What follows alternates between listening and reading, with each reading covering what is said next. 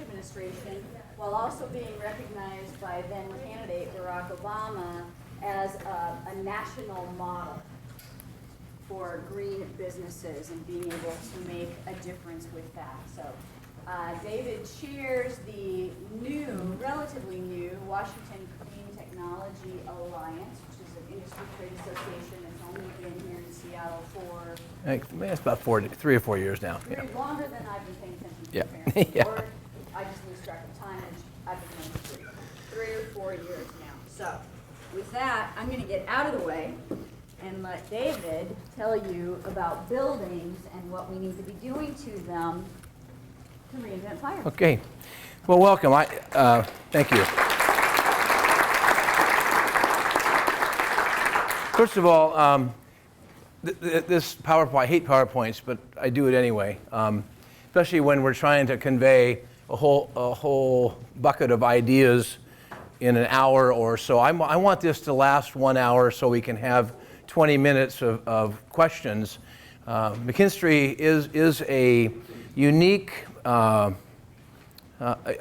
project that, and I'm going to explain a little bit later how we got from being a plumbing company on Main Street in Bellevue, Washington in 1960 to where we are now. So I'm going to, like my personality of jumping around from subject to subject, I'll probably jump around the PowerPoint, skip a few, because I think it's really important to have it be a conversation. Because, I spent a lot of time with RMI. I know Michael Potts, I was here for his presentation. A lot of you probably saw the Carbon Nation showing Peter Bick's seminal documentary, and I'm on the board of his company that we're turning it into a television show in Great Britain in their version of public television. So there's just a lot of stuff going around in the clean tech industry. We're titling this buildings because obviously McKinstry is known for its work in existing buildings, construction of buildings, but we're also quite broadly based in what a lot of you just mentioned in your team pitches. That is, we're doing a lot of stuff in renewable energy, alternate energy, waste to energy, biomass, geothermal, and many other things. And another thing I wanted to thread through this is that how many people are actually interested in job types and entrepreneur opportunities in this space? I mean, how many people are here because there may be a place for people? And I want to try to make the case and show you, and along the way explain where what we think of a green job, everyone's looking around to go get a green job. Well, I think that in the 10 years or 12 years now since Al Gore invented clean technology with his PowerPoint, I think we've come full circle in the whole debate about climate change, pretty much with the exception of Michelle Bachmann. We know that humans are contributing somewhat to climate conditions right now. We do know that oil and gas and coal and other things like that have a shelf life, hopefully 40, 50 more years. We're going to have to deal with the reality that there's going to be a lot of that for the next 40 or 50 years. So the play really is about making those cleaner, bridging to 2040, 2050, everything we can do in this thing called clean energy to help us get to a clean energy future with mostly based on renewable energy. And a lot of you can go on a website and you can see the reality of the world's projected consumption of what I call COG. The COG in our reality is that coal, oil, and gas. It's not a pretty sight. From the left, from the right, from business, from environmentalists, the world is massively run industry-wise on fossil fuels. So I think the mondo, gigantic, huge opportunity of everyone in this room's lifetime is the next 25 years of doing things that take waste out of things, that make buildings run better, that do things more efficiently, that change processes. Amory's book came out in the last couple of days. The Reinventing Fire came out, and I just looked at it this morning. It addresses what to do, and everyone can't be an environmentalist, because environmentalists lead the way in advocacy. We have to get people to be in business, to be in commerce, to create ideas to help bridge the bridge we have to do and create jobs. So I'm a business person, so I'm going to take you through sort of the evolution of where what we need to do with the built environment came from, where I think we're going, and there were 3 or 4 comments just now when you were talking about what your project might be that are right down the alley of exactly what needs to happen. So I think I got this right. So we're going to talk about a changed world. Really briefly, I want to go over just where we've come from and why it got out of hand the way it did. And I will say this first.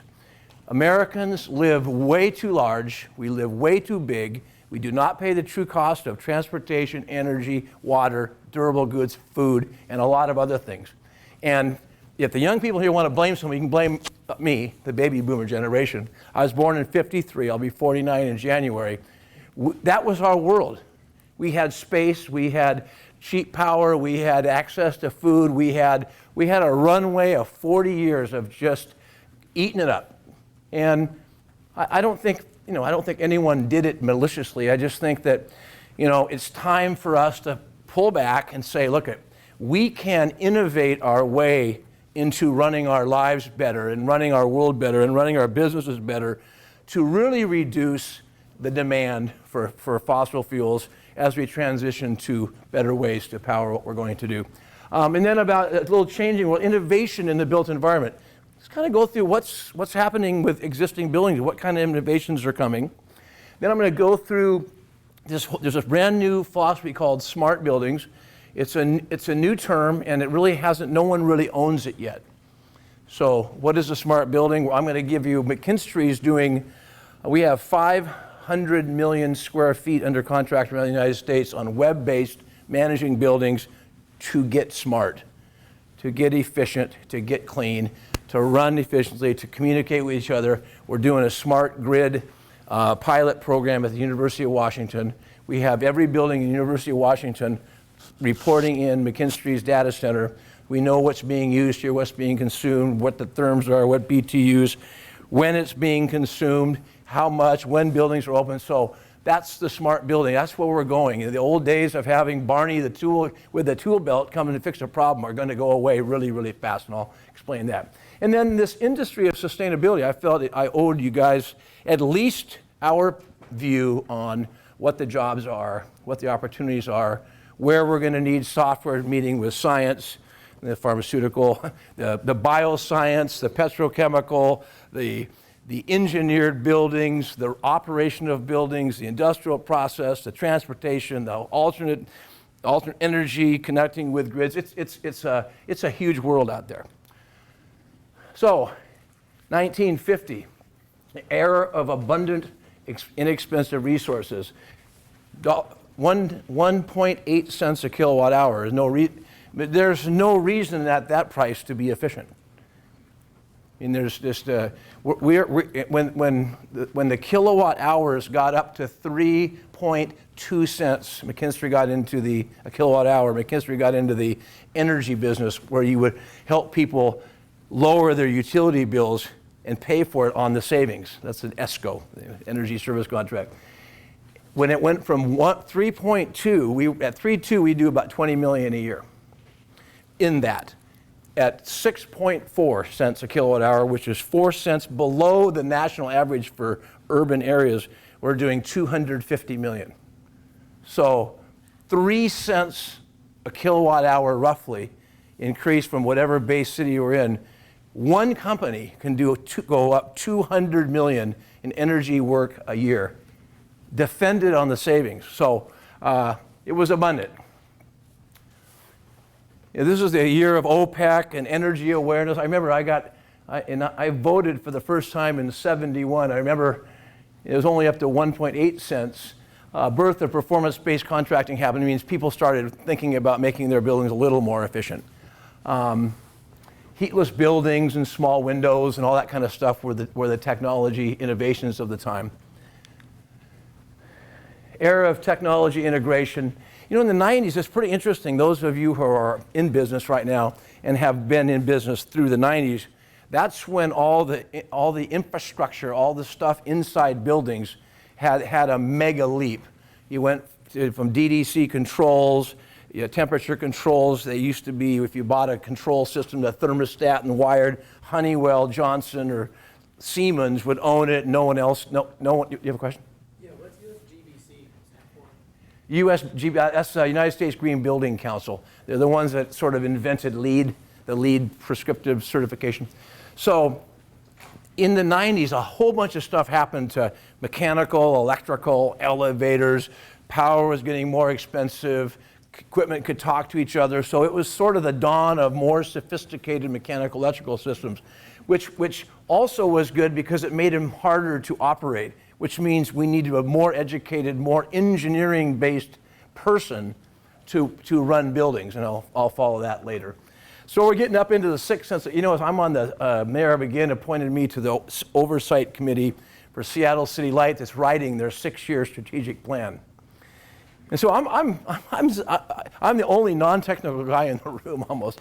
And I tell you what's really hard for a person like me, who's a marcom, branding person, to sit in a room 3 hours twice a month to learn everything I didn't want to know about how utilities work. But the point is, I'm sitting there going, hey, we can fix this. Let's just raise the price of power. It's like, oh my God, it's like I shot somebody. I mean, people in this part of the country say, oh, my grandfather built Grand Coulee Dam, and we still should benefit from that. Why should we have to pay more? We're the lowest of any of the 40 urban centers. If we went up 30%, 40%, you'd still be the lowest. So they're fighting over, 3% and 14% and 21%. I asked the guy, I said, well, where does that put us in 6 years? We're at 8.5. Well, the national average is 10. So the bad news for you in the Pacific Northwest, I think our party of having low power is coming to an end very, very soon. So 2000, so here we are. LEED is standard. That's a leadership in environment energy design. Energy performance labeling, starting you smart, you're having the smart Energy Star ratings on equipment, and industry looks to scale efficiencies, renewables, and the national average is now 9.89 cents a kilowatt hour. So we're starting to think of buildings in a different way, and we're looking at their consumptive behavior in a different way. About LEED, how many people are really familiar with LEED and all that LEED bill? So it's not that complicated. What happened is the USGBC was formed in the late 90s, and what it was trying to do is get our arms around putting in place buildings that use less water, were more efficient, used less carbon, had more transit-oriented design. So commuting was easier, had flexibility for taking all the waste out. And you would get points. You see LEED certification, LEED silver, LEED gold, LEED platinum. LEED platinum is really hard to get. You almost can't have air conditioning. Almost have to come off the sewer line and have biodigesters, bioreactors, and recirculate the water. But it can be done, and we're getting there. But the problem has always been that LEED certified buildings, and I'll say this later, there's no such thing as a sustainable design. There's a design that has intentions of being sustainable. And there's no such thing as a sustainable building. There's only a building that maybe was put together to be sustainable. There's only such things as sustainable operated buildings. So I'll give you an example. The city of Seattle built City Hall. Nichols, good friend of ours. It was a low bid, old-fashioned way of procuring, and they had everyone drawing and throwing stuff, and they took the low bidders and they built it, turned it on, and it used more power than the old building across the street they moved out of. And it was LEED certified, which was a huge, huge black eye, public relations black eye for the city. So they hired us, and we went in and did I think it was like $600,000 project to go in and pull things around and get things connected and teach people how to run it, to get it to run the way it's supposed to run. So what really happens is LEED became a prescriptive scorecard to get a certification, when the real LEED, the real lowering of utility efficiency is more about behavior and how things are run. And I think that's an important crossover for what you may think are the jobs in the coming clean energy environment, and that is we need more people that are more informed of how buildings are running. I'm going to show you smart buildings, how you hook them up, how you get them on microgrid, how you get the systems talking to each other, how you have real-time accumulation of data, seeing things that's going on in building, being able to connect and react to building from afar like we do, which I'll show you in a little bit. And then here's the other, this is the, so one of the colors, let me see, I can't see the colors, but one of the colors is each certification. So the dotted line is where it's operating as it's designed. All those buildings are LEED certified.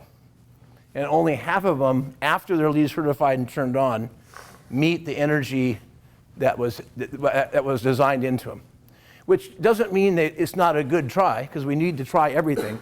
It just means that the real win in lowering water consumption, managing resources and waste, recirculating water, lowering your electricity, all that really happens in behavioral operation, facility management. And that's a place that a lot of people don't know that a lot of jobs are going to be in, because it takes knowledge of, I mean, you're going to double major in business and engineering. What a perfect sweet spot for you, because it talks about the real estate model and how the tenants get paid, and I mean how they pay, what the business model is, and how old the building is, and then the engineering side of getting it running properly and how that works into a bill and all that. So it's a pretty market. So this just says that buildings with a minimum eco footprint will be the buildings of tomorrow. So you're going to, instead of judging a building on how it's, but you're going to say, what really is its eco footprint? How do people move around? How much does it cost to change use? We're designing buildings where they pick the third most efficient energy HVAC system, mechanical system, because the two lower ones take more manpower to maintain, they're harder to get to, they're more hybrid, they're harder to run. The equipment is harder, more expensive to replace, and then and a lot of those systems don't do well if the building's use changes. So if you look at a building for 25 years and you build systems in it that make it really expensive and disruptive to change the walls and move people around, have a different use, it isn't that sustainable. So this is really what it's about. There's going to be more costs of energy and water are going to go crazy. Our infrastructure sucks. I mean, we committed the highway infrastructure, the electrical grid infrastructure. It's old. We haven't got the political will in the last 40 years to think about evolving it to another place. And a lot of you know more about it than I do, but I will tell you it needs a lot of work. And then engineering and innovation is going crazy. We look at probably 5 companies a week. We have an innovation center for technology to help accelerate new technologies. And we look at, there was a coatings company that helped the energy coefficient of the siding, not glass, but some kind of to apply. And they came and they said, you can cut 2% more energy efficiency out of something they invented, some sort of silicone or something you put on walls. And I just walked by and said hi, because they called and asked if they could present to our guys, and I arranged it. But I mean, there's just absolutely, I'll say at the end, the last thing I'll say before a question is, there's no bad ideas, and I'm going to continue to say that. So 2030, no matter what you look at, you're looking at net zero buildings, living buildings. We're doing the Edith Green Courthouse in Portland, which was part of the stimulus ARA package of energy efficient courthouses, and it has a big living wall, plant wall way up high that's, it blossoms and is good in the summer, and all the leaves fall out and it's good in the winter, I guess is the premise. But again, no bad ideas. I mean, it sounds sort of hippie-ish to me, but it works, so why not, right? Carbon neutral will be big. Smart grid should be 2030. I think 2030. I think smart grid. They're nationally working on big urban cities might get there first. It's a big $1 trillion big leap, and again, there's going to be massive jobs in and around engineering, electrical grid, transportation, connecting into buildings, managing, monitoring, verifying data, finance. There will be hundreds and hundreds of jobs in and around smart grid that are not there today. So in 2050, obviously, it's really hard to predict, but the Brookings Institute, you should go online, the Brookings Institute has finished a 10-year study on metropolitan areas, and they studied Munich and where did they have the Olympics? Torino and Barcelona were the three study pilots in Europe, and Cleveland, Minneapolis, and Seattle are all engaged in the three United States. And what they're trying to do is they're trying to say that during this 50 years, metropolitan, it won't be city of Seattle versus Everett versus Tacoma versus Bellevue. It will be all those areas. That's one area, and they'll have interconnected, sustainable transportation. They won't have redundant services. So a school might say, "Hey, we're gonna do this at the UW Tacoma, and we're gonna do this at Everett Community College, and we're gonna have Children's Hospital is gonna have this service over here. We're gonna put a factory here. Don't put a factory." So as a region, they plan for sustainable future, and they say young people will live there. It's where the jobs will be. It's where the innovation will be. It's where the tech transfer from universities will be. Pretty interesting. So innovation in the built environment. I guess trying to predict the future is like trying to drive down a country road at night with no lights while looking out the back window. So I think Drucker, he wrote Megatrends and stuff like that, and he's a big management guru, and they say he missed a lot of this. A lot of the business gurus that forecast society missed energy, missed the whole sustainable evolution of what we're doing now in the world. So this is McKinstry, and this is only up here so you can kind of see the span of, we started as a plumbing and piping company.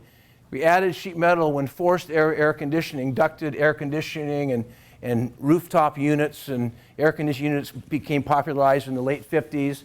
We got into engineering, we added fire, we got our arms around the whole mechanical, we got into metals, we have a big service arm, and as we went all the way up the chain, we ended up at renewables, which you think of energy as being an endpoint, energy services, but the real point is maybe the next one would say a sustainable world.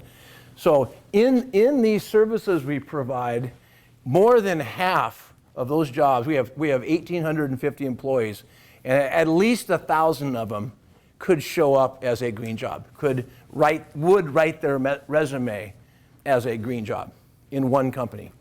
You have engineers that used to draw plumbing and piping and air conditioning systems in the energy group, engineering and drawing retrofitting a system to make it more energy efficient with a lot more information drawn from the system how it's performing.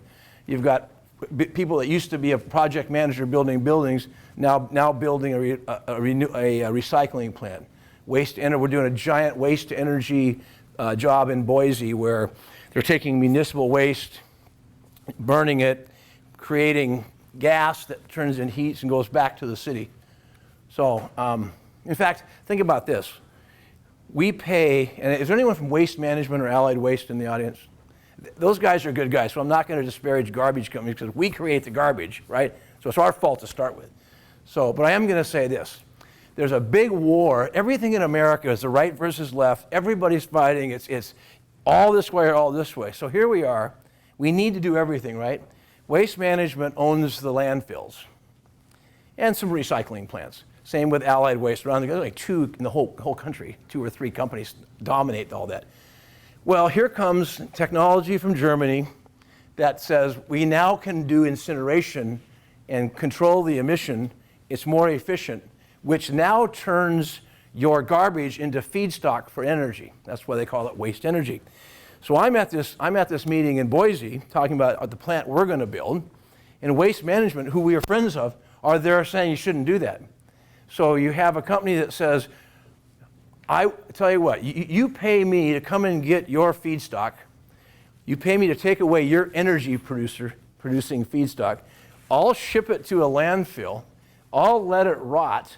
Then I'll mine the methane gas from the rotting garbage, put it into liquid natural gas, and sell it back to you for energy. So all we're saying is, no. The public owns their own garbage. It's your garbage. It's our garbage, right? So there's going to be a big battle because for 50 years we've had those garbage companies invest in landfills, and they're saying, hey, wait, that's not fair. We started this landfill and we got these contracts, and you know what I said to the city council, Boise? I said, do it both. Build a smaller one and still keep your contract and do them both.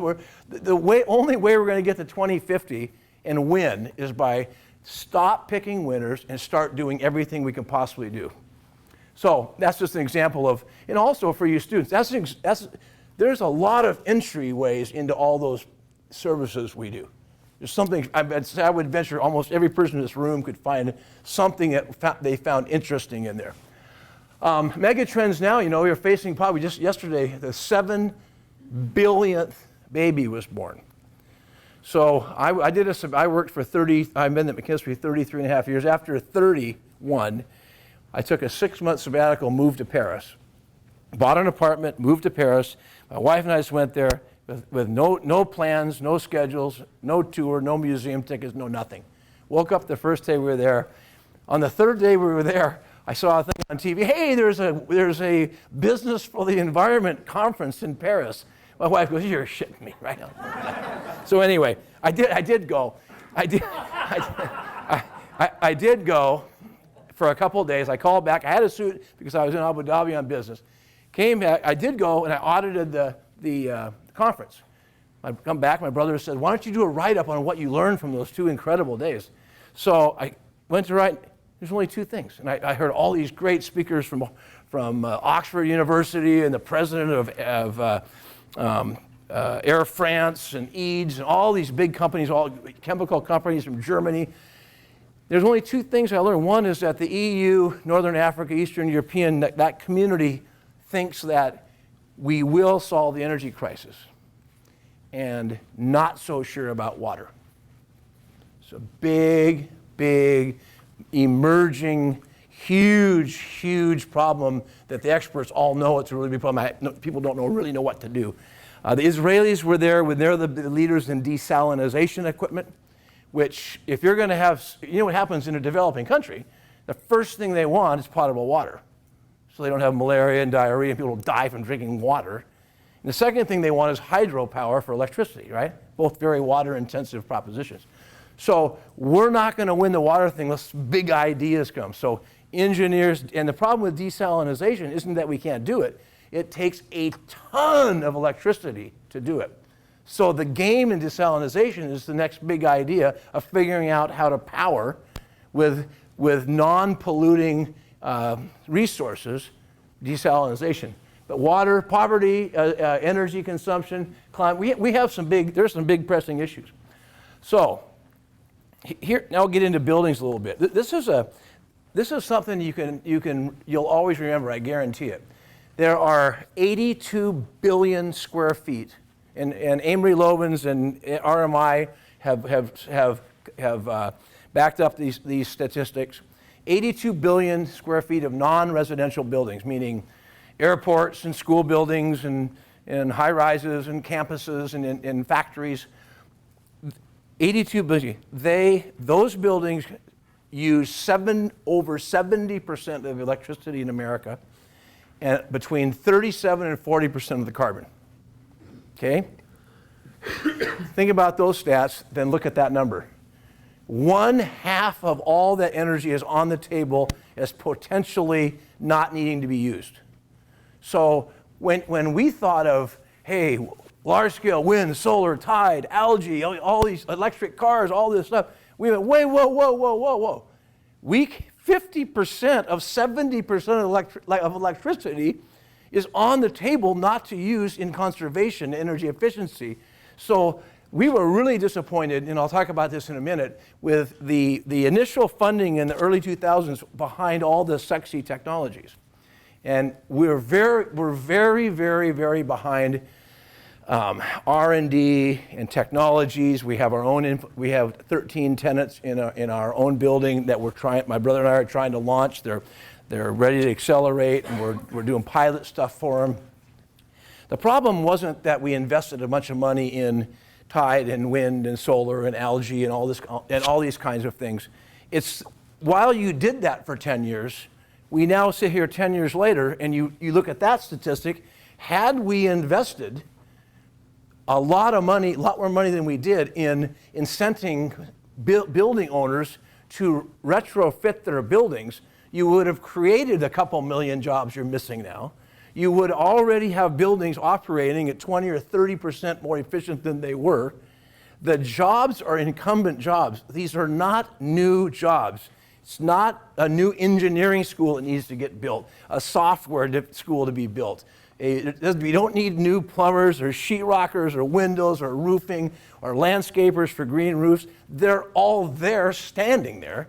We're in a construction slump. McKinstry we're one of the lucky ones. We have a bunch of work, but we're lower in new construction because of what's going on. So we think of, and Emery in the book calls it the negawatt. The negawatt is what we need to go after, the watt not spent. So and then the second part of that's another scary fact. In construction, architecture and construction, so in the development of a building, say the building next door that's being built, they're doing a good job on the building. In the way we've always done it in this country is a industry called real estate gets an idea, or an owner gets a real estate person in here at the UW, we need 2 buildings. Someone funds it, the Piggott family funds Packard thing, and in Balmer Hall, they get the money, okay, they get an idea what they want, then they turn it over to another industry who designs it, architects and engineers, and they get done, then they hand it to another industry, us, contractors who build it, then they hand it to another industry to operate it. Well, can you imagine building a plane or a car or anything else, or any kind of industrial product like that? It's absolutely archaic. It's that system's over 100 years old. And what's going to happen is that they're not going to be allowed to do that because there's not enough information at the beginning to guarantee the performance of sustainability on the end. So if you're a contractor and the architect draws it and hands you plans, and you figure out how much it costs and you give them a bid, do you really give a crap about how much energy it uses? Who owns the end? And for years and years and years, you get, my family's been in the construction business 50 years, so I'm not knocking our ability to build stuff. I'm just saying we're being silly not to integrate it. So there's people up front in the idea that can do life cycle, and you talk about life cycle analysis, productivity, how should it sit on the site, what's this thing, if you're going to integrate renewables in it, how much will that save?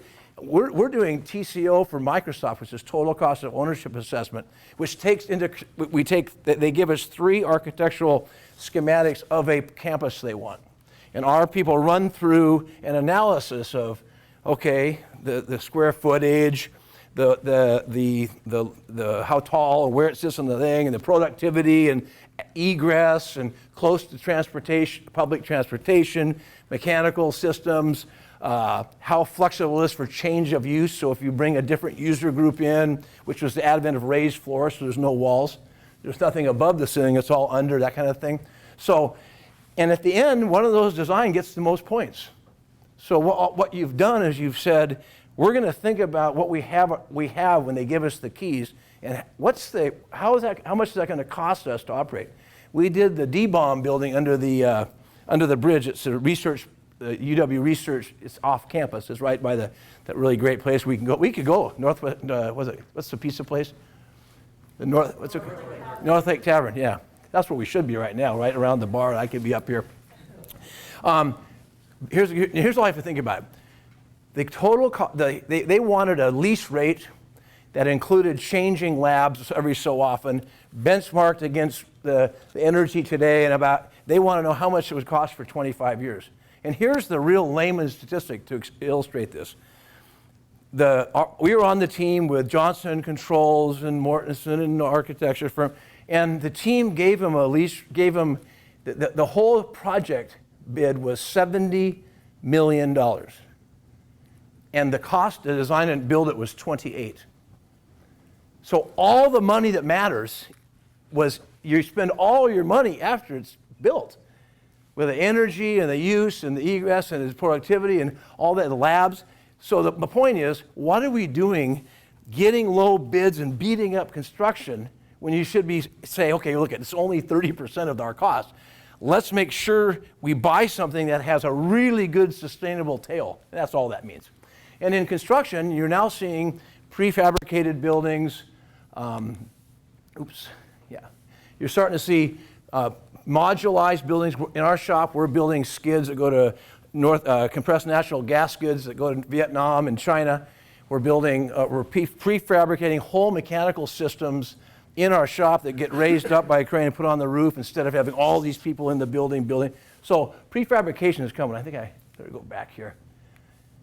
So what's coming in buildings? Oops, there we go. The new standards for building is that from this day forward, all municipalities, all states, all counties are starting to get CAFE standards, which means what are the high benchmarks of how we're going to let you operate. There's a whole bunch of cities have legislation to make private building owners report publicly their kilowatt hour use. And I'm in the middle. Maybe I'm a little bit of a redneck conservative because I have a bit, but I'm in the middle, and I vote for everybody. And I don't like being told what to do. But you know what? We can't afford. I mean, the society can't have a building using way more than its fair share per square foot because we don't have enough in the world. So it's not a right or left issue. It's just the way it is. So you're going to see demands from municipalities to make your buildings efficient. So think about what your job might be, which means every business owner, every developer is going to have 1 to 4 staff, and a lot of Office of Sustainability. There's one at the UW and there's one at the city. I meet young people all the time that were in a business school, we're in a history class, we're in an engineering program, and they all have sustainability in their job titles. We're meeting people all over the country that have gotten into helping clients now will need people like you to help drive their sustainability. Ron Jenkins at the Mariners. We do the work at both stadiums. We've done all the energy work, all the solar panels, all the water conservation. And he is a lifetime sustainable consultant. He did Miller Park, baseball park in Milwaukee. He did the Philadelphia Eagles new stadium. He was the guy that helped drive into those facilities sustainable attributes. So they minimize water, lighting is the right lighting, things go on when they're supposed to go on, they have efficient, and he has a staff of 3 at the Mariners. And it's Vulcan at Seahawks are the same thing. So there's going to be new standards. Neighborhood scale energy districts is going to happen. I mean, the UW probably, we just got re-awarded the energy contract for the UW for the next 8 years. We had it for the first 6, and they recompeted it, and they gave it to us again.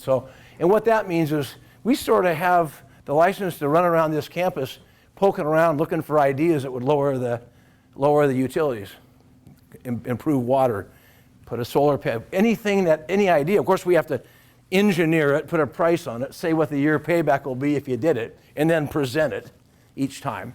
But the localized district energy thing is going to be really big in your guys' lifetime. Actionable information. This is we have 5 of these monitoring areas. These 4 people 5 years ago had a completely different job. They might have been in the temperature control thing. They might have been a project manager that was really interested in getting involved in monitoring buildings and improving them. But we manage from these places, like I said, 500 million square feet, and I'll show you in a minute what that means. So There's going to be actionable data. I mean, in the old days, you had something wrong with your, hey, somebody on the 4th floor is cold. Oh, okay. Who does our boiler? Call Jim, the boiler guy. Okay, Jim, the boiler guy, goes up, takes 2 hours to find out the person to talk to. Realizes, hey, it's not a boiler problem, it's an electrical problem, you moron. Okay, call Barney, the electrician. He come, by the time you're done, that dispatch to fix a cold spot costs you $1,000. It's not sustainable from a human standpoint, it's not sustainable from a cost standpoint. We're doing this kind of monitoring where we can actually troubleshoot and find out if we can restart the boiler computer to computer. Or we can troubleshoot and send the right person. We run the North Shore School District, and we monitor everything real time on the internet. And in 2 years, we've lowered their dispatch, the calls where you call for a service tech, by 60%. That's a bigger, because you're at Starbucks, that's a bigger number than the energy savings. 60% of every time someone called, I got a broken window, I got this, it's cold in the gym, we can't get the plumbing working, there's a leak. You do it this way, and you're squeezing down, which is taking the waste out of everything that you're learning about here. You're just pinching down and becoming more efficient just in time, doing it right the first time, keeping track of what the results are, being actionable off the results. So construction is becoming more, I kind of mentioned, I'll skip through this, but this is building information modeling. So actually, the software industry, the construction industry, and the energy industry are all merging into one place. So I think a fourth of everyone in the sustainable industry in 20 years will have software expertise, will be from the IT industry. And the IT industry is big. We've met with Google. We run the data centers. We run 30 data centers in this country with our own people 24/7. Google, Facebook, Yahoo, eBay, VM, Microsoft, Amazon, Costco, and maybe 5 others you hadn't heard of. And that wasn't even an industry 10 years ago. And we have 220 employees. Yes? You're saying McKinstry runs these data centers? Yeah. Any outside the US? They've asked us to, and we've declined because we're kind of like picking fruit. So if you're working in this country and you can't even get done picking the fruit you can reach, it's hard to. We would go international. The UAE, the Mohammed Alabar from the EU who runs EMAR, who's the guy that built the big tall Burj Dubai, which is now Khalif, whatever it is. They are interested in having McKinstry open, and you'll love this, open an office in Dubai. Guess what for? They built these giant infrastructures and nobody came, right? So you can imagine a brand new 90-story, my wife and I got there, it's night, and we get in the hotel, and I'm on the 53rd floor of this hotel. So, Jesus. So dark, so we go to bed. Get up in the morning, you open the thing up, and you go, wow, I'm on the 53rd floor, like 35 buildings taller, way up there. And all these buildings have not been operated. They think and they've overbuilt the grid. So in Dubai, if they tenanted 2/3 of those buildings, it'd crash the grid. They don't have enough electricity. So I mean, it's a big. But yeah, Korea wants. We've talked to China. Ours is more of a human model, though. Ours is really deploying people at the point of service, at the design and in there, and then putting it in, and then taking care of it. It's hard. It's hard to. We don't know what we would sell them other than open a McKinstry there, teach a bunch of people to do what we do, and then go do it there. So, but they'd like it. It's an interesting model. So this is it's a good example. We're going to build our first one of these in the U District. We're just on the team. This is a team. This is a construction model that the problem is they build wood up to wood can go to 45 feet. So you have all these bad-looking apartments and doors made out of wood. And wood's fine because it's renewable. But this is more of a European, Japanese, longer life, and it goes up real fast. I'm not a general contractor, and all the walls, all of our plumbing and air conditioning walls are all built up in our shop. They're all piped and plumbed, so it goes together like a puzzle. And we have 25 companies that want it, but nobody wants to be first. So guess what we're doing? We're building one ourselves. all the team threw in $2 or $3 million. We're going to build a 6-story one over here. It's see, I went to school here, but it was during the 70s, so I don't remember very much. It's on Brooklyn. Say again, what's modular? So It's you start here, you bring it up, you bring up the concrete, it goes up differently than a concrete, it can go up to 18 stories. And they're really cool units, and they're all modular, so the play is sustainable building. It's great for student housing, great for starter apartments. They get more out of their square feet because they don't have all the wood joists. And there's a you might want to take some of these people down. We have a showroom down on the Airport Way. Arlen Collins at Clark. It would be worth seeing as students because we have a model built in a warehouse. And it's really interesting. And again, it goes back to what I'm saying. We got to try everything. You got to make how you live. I mean, cutting construction time in half changes the whole financial model for a developer. So the feature is here. It's just not widely distributed. So I think that's pretty true. I'm going to go real quickly here. This is very easy to understand. McKinstry kind of got tired of going into we put solar over here, and God, we put a different boiler in, and we said, well, what did it do? What do you mean? Oh, we just we wanted solar. We said, whoa. Go here. We think the process is get what you have figured out. Go assess what you have. Get it operating the best it can operate. Tune it up. Then meter it, get it smart, do analytics, watch its performance. So you got a cleaned up building. You now have some data. And then you can bring in the renewable ideas and the energy ideas and change the power. People get this order wrong, and it's really hard to get a handle on a building. Half the buildings in the United States just are poorly run. They're fine. I mean, they're and I'll give you a story. We have a major. We went and proposed. We got an RFQ from one of the largest companies in the United States, and it was a smart building. It was like get our buildings in shape and watch them and fix them and make them sustainable because big companies are getting pressure. So we were asked to propose. Us and 3 companies between 40 and 100 times bigger than us. We were the smallest company by 20 billion a year of the 4. So our people said, well, why not just tell them what we think? Why not just answer the damn proposal and dare to be great? And we'll say, okay, we'll learn something. We'll learn on the debrief why we didn't get it. Maybe we can look at the other proposal. So my brother called me up about 4 months ago. He goes, holy crap. Yeah, we got it. Oh, great. He said, no, not great. They got 1,100 buildings, and they want us to start in New Jersey next month. True story. So they have 1,100 buildings, and we pitched them on going into their buildings and figuring out what they have and doing some retrofits. And we use vendors from wherever they are. We're in Boston, Philadelphia, New Jersey, New York, heading to Washington, D.C. Then they're going to release about 100 more. They got about 700 they want us to do, and we're on 60. So we took a lot of punches trying to figure out. We're trying to figure out, innovate as we go. What does a company like this do? Because no one's ever done it like this. So they've had 3 vendors try it. This is their 4th time. So they liked our proposal. We said, no.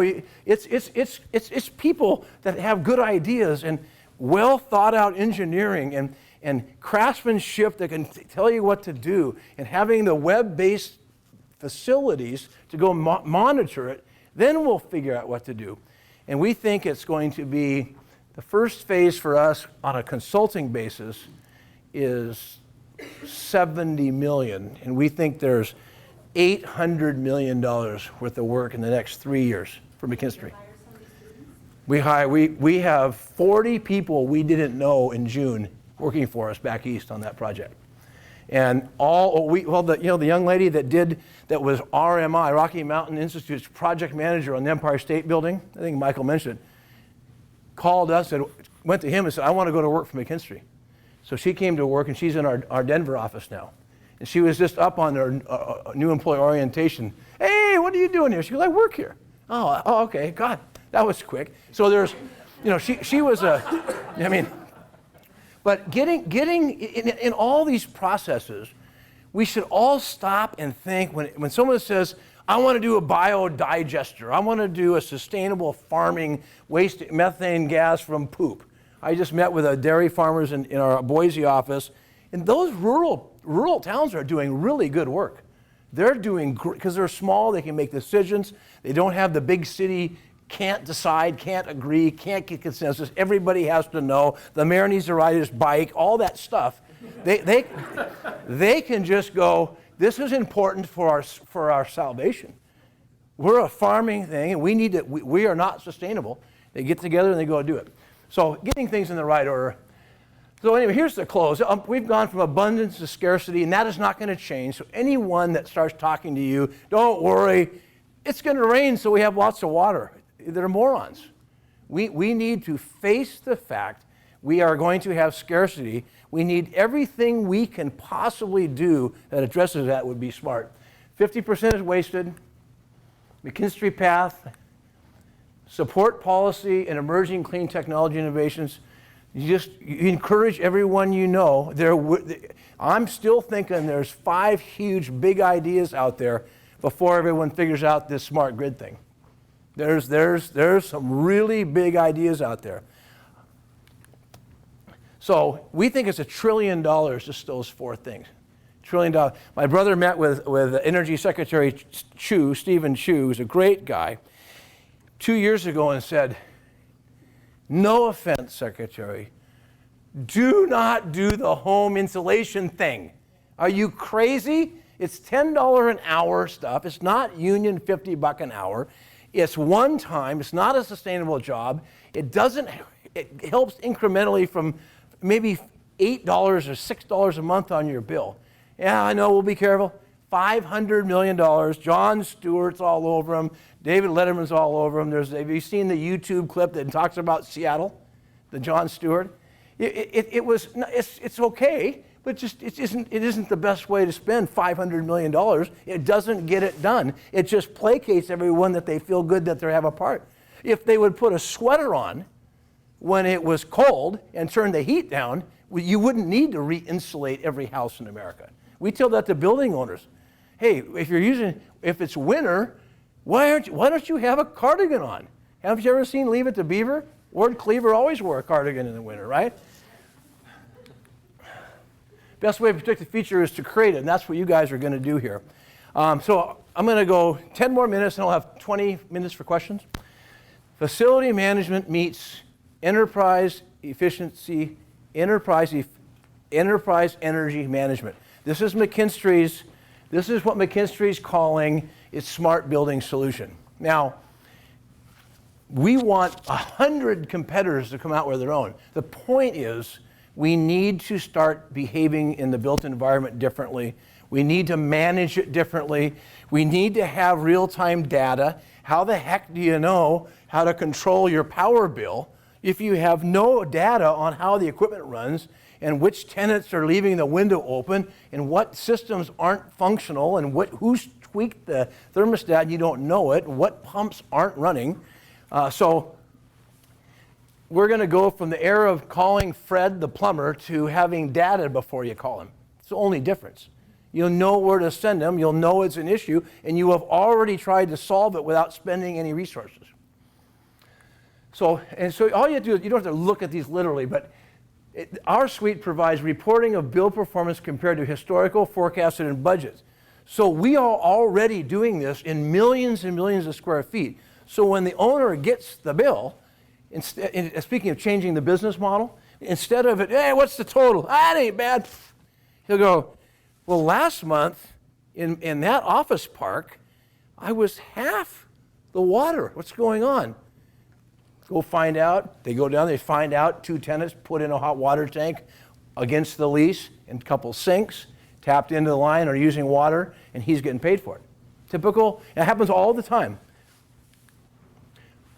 Suite meter data can be analyzed, identifying anomalies. So in other words, you meter everything. I mean, meter everything from, now security and doors and cameras, but you also pump speeds, fan speeds, inlet temperature on heavy equipment, moisture for detecting a leak before it becomes a leak, heat loss off a window pane, temperature controls. You can set any parameter you want. We at North Shore School District, we're watching real time.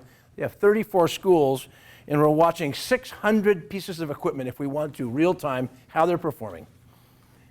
And trust me, it's not rocket scientists. This stuff is available right now. I have a $900 app on here.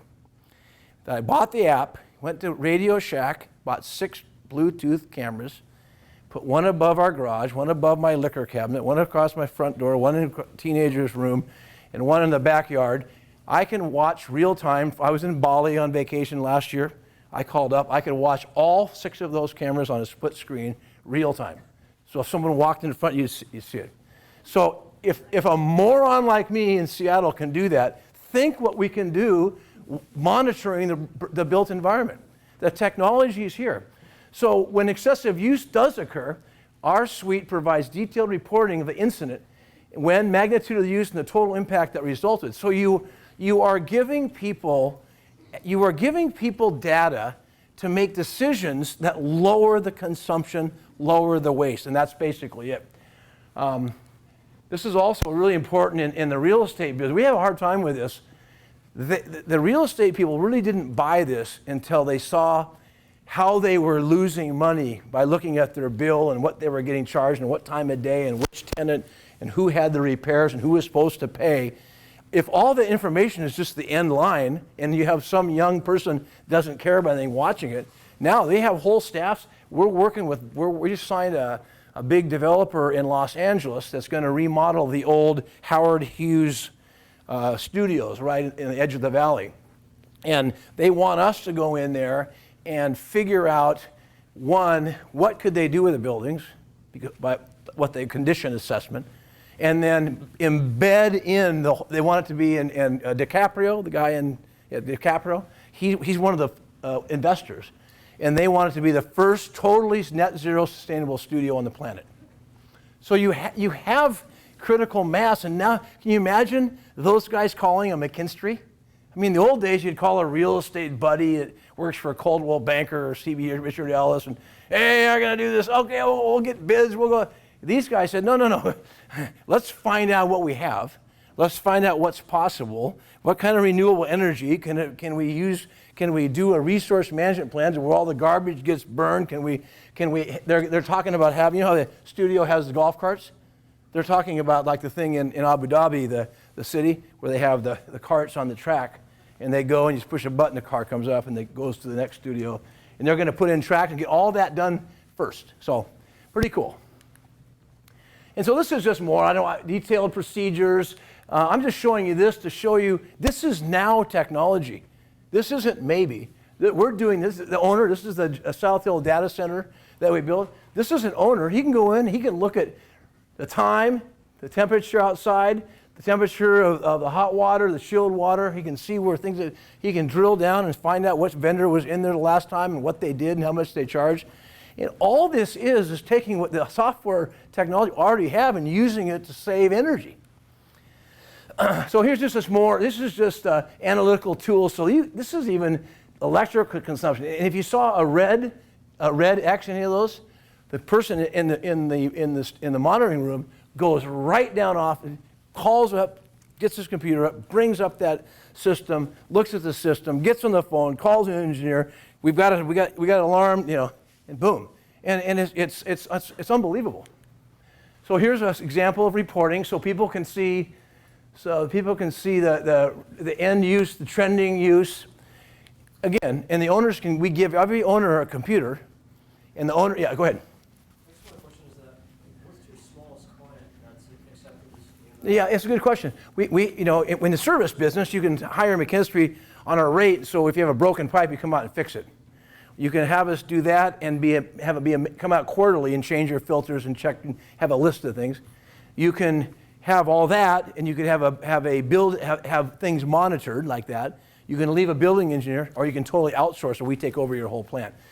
To answer your question, I would say it's probably 100,000 total feet, which isn't, a couple couple of 5-story buildings, you know. You can, and I think the technology will get down to a strip mall, because I tell you, if the power rate goes, it should be 10 cents here, and it's not going to be for a while. When it's 10 cents, you will not go to a theater and freeze.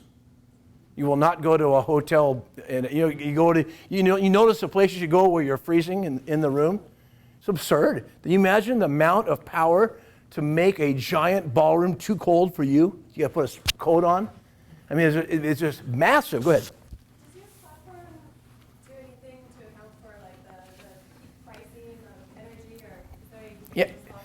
Oh yes, yeah. They have overlays of the cost and when the best time, and we feed back to the customers, and they send out alerts to their tenants, offering them discounts if they start earlier in the morning, and then show them at night. If you're going to do some big data dump, do it at night, kind of like at home when you wash your clothes.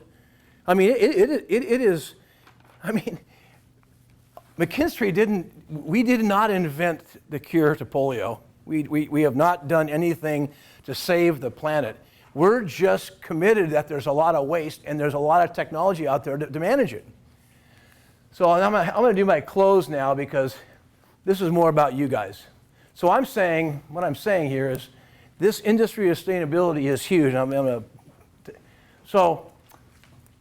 This is not a disparaging narrative on new technology, but the stuff on the left is technology that's already here and on the shelf and deployable, and it represents a ton of opportunities.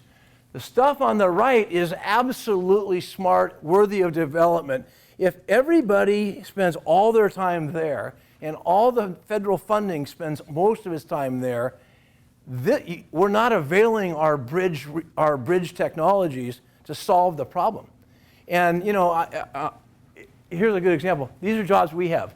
Now, look at those, read those just briefly, and think of my dad starting a plumbing company on Main Street in 1960, and read the stuff we're doing. Waste energy, smart building, that national project, sustainable. We have 30 people that do just sustainable consulting that weren't there 5 years ago. And we're hiring probably 10 a year. And then we have 17 offices that are hiring 1 or 2 a month of those kinds. CenturyLink Field, water, biofuels canola plant. You'll love this story. So we're building this big biofuels canola plant in Eastern Washington. It was for rapeweed, canola seed, for biofuels for cars. Well, about 3 years ago, McDonald's and Denny's and those guys, damn them, decided they would have no trans fat in their French fries, right? Cooking. So guess what they decided to use? Canola oil, which tanked the model for alternate fuels. So everyone sat around for 2 years going, oh, geez, we had it all funded. Gregoire gave it $2.5 million, and the governor. So someone, I think it was just like a mechanic, one of McKinstry's pipe fitters said, well, why don't they just make it a canola plant and sell canola oil? Everyone looked at him and went, hey, that's a good idea. So guess what we're doing? So the stock market in Canada funded the whole thing. It's a go. It's a $90 million plant. And guess what we suggested they do? Build conversion back to biofuels ready. So we're putting in, $1.5 million worth of infrastructure, so when the model changes, it can convert to making biofuels out of canola seed, which is a good idea. So you can just see in Duncan, Texas, we manage the city's energy, including a giant solar plant we put in. And the software there, if you go into our place, I always have Ryan, show me Duncan. Calls up Duncan, it shows the solar, and it shows where the sun is, how much they're gaining off the sun, the profile of where the sun into the sky, what its thermal load is, where the shading of the other buildings shading the solar plant panels are. And it's done. He's managing that, he's seeing, and at night, before he leaves, since they're 2 hours later, are they 3? No, they're 2, yeah. Anyway, and we're learning. Our guy at our monitoring center said that he's had 3 major cool idea software iterations in the last 18 months. There's vendors coming to us saying, hey, you thought about overlaying this little cool thing? Because if you put this idea in, then you could do this, this, and this. 3 in 16 months. So this isn't to This shows it can be done. This shows a mechanical electrical firm in Seattle, Washington can actually get out there and start in Reclaim as a tire recycling plant in Boardman, Oregon that we built. My brother and I now own, because the investors went broke and the bank wanted us to have it. So we finished it, got it vetted, took a year to get it working. Here's what it does. It takes tires, which is a big problem in the world, burns them, chops them up, burns it down to its base element, which is oil, which gets drummed and goes back to the specialty oil industry. Steel, which gets spooled and goes back to the steel. We found a buyer. Carbon was tough because carbon for printers is where they need carbon. And carbon has to be a certain grade. So we worked on it a year, finally got the process to get the grade. Hewlett Packard gave us a 10-year contract for carbon. And all that's left on each 1,000 tires is a handful cup of Kevlar. And we found a security vest company to take the Kevlar. So we weren't being geniuses. We were just going, who wants steel? You know, we have this stuff coming. What are we going to do with it? So here we are. We're running. And so the bank came back and they said, we need more renewable energy and recycling and clean technology investments in our bank. Oh, good. So we want to buy back the Reclaim. Oh, we're going, oh, what are we doing with a tire recycling plant? Jesus. Anyway, so they're buying it back, and they're having us go back in this slide to the shop, prefabricated, modularized systems.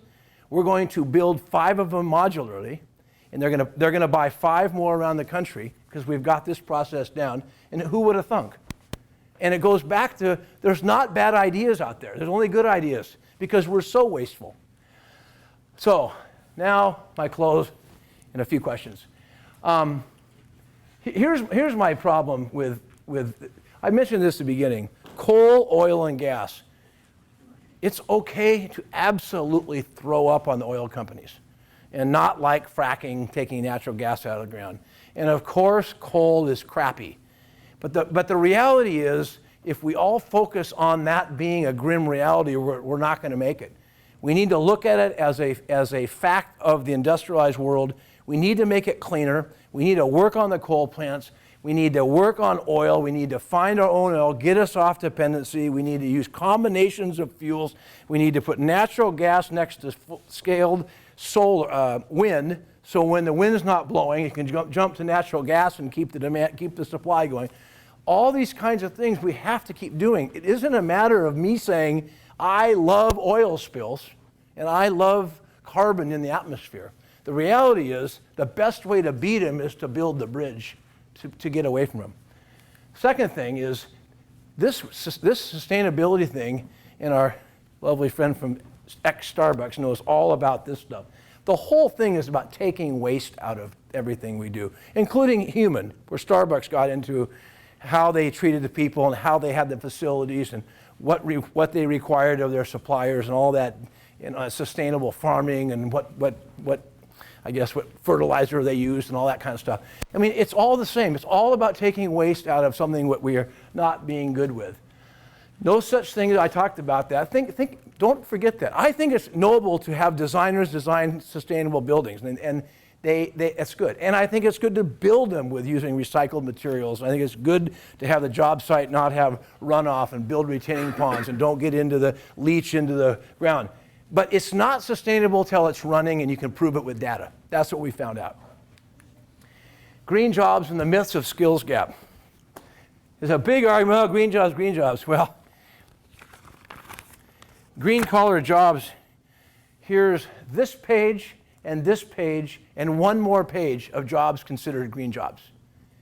There is no problem with green jobs. Green jobs, a software developer that developed the stuff that McKinstry bought to monitor a building in New Jersey is a green job, because the product is expressly for cutting the waste, being able to do actionable things that uses less manpower, less energy, less carbon release. Engineers are green. Construction people, you should see the Sellon and how all these big generals, they have total different orientation than they used to about what they do on the site and how they get rid of stuff. And boy, there isn't stuff spilled. I mean, we've cleaned up. So that's issue. The disconnected funding, as I talked about that, I think we aren't holding the people that are giving the funding, we are not holding them to the fire about what is the expected results, what R&D are you talking about, is it scalable by when? Because if you just, this Solyndra thing, we put Solyndra solar panels, the ones that went broke that everyone's mad at Obama for funding, on the Quest Field, on the CenturyLink. It's a great product. It's just that their model, cost model was here, and with funding they were here, and the Chinese were here. Done. It has nothing to do with it. It's just a bad business model, unless you tell the Chinese to quit dumping product because they knew we were trying to build it, and so they just dumped a bunch of, and they're done. It's over. It's gone. So I don't have to. I'm not being negative. Anyone that's Chinese. I mean, Chinese are smart. You know, it's like they're killing us anyway. So I just think that, you know, believe in the work at the granular level. And there's massive. We're gonna beat this thing, and I'm sure that you guys will be participants of it. So with that, I thank you.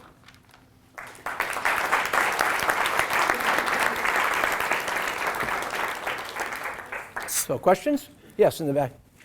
So you were talking about, obviously people are coming to you because you're teaching them how to be energy efficient. Right. Manage the buildings, and they want to be energy efficient. Right. Okay, so what about a sector of our culture or our economy that really don't care? Because it's a marketing issue. Take, for instance, University Village. Mm-hmm. You go there in the winter, they're required to keep their doors open. Yeah. And have the heat go out because it draws people in. Here's the problem. Here's what's going to happen there. Goes back to the cost of energy. Their model doesn't. They don't feel the pain at five, they probably paying 5 cents a kilowatt hour. They're probably, and they shouldn't be doing that. And they will, when the rates go up. I guarantee you, Strom, who owns, when his tenants won't take that power bill anymore, because they give people power bills based on their use. If it doubled, the doors would shut. So it is. Here's another thing that's great. The conference board said decision makers in business become decision makers about 35 to 42 years old. In 2000, let's say that was the tipping point of, you know, with the Gore thing and the polar bears running around in Palm Springs and all that stuff. So the awareness started there, right? I live in Bellevue, in the house I grew up in. We've had recycle in the trash for 25 years. So I grew up thinking you had to separate it, but I forget my train of thought. Decision makers. Oh yeah. So in 2000, everyone that was in the workforce, say that was 24 then, is now 36. And in 5 years, they'll be in their early 40s. So a law firm principal who's in charge to find them 4 floors of lease space, downtown building, walks in, okay, what's the energy profile? Do you have recycling? Do you have an Orca pass for Metro? What's the BTUs per square foot? What do you do with watt? I mean, and so it isn't it's demand for that is going to eck into our society from an age. And if you could get power more expensive, which is really counter corporate, so I apologize to everybody, but people won't change. We see people not willing to do anything until the cost gets into their model.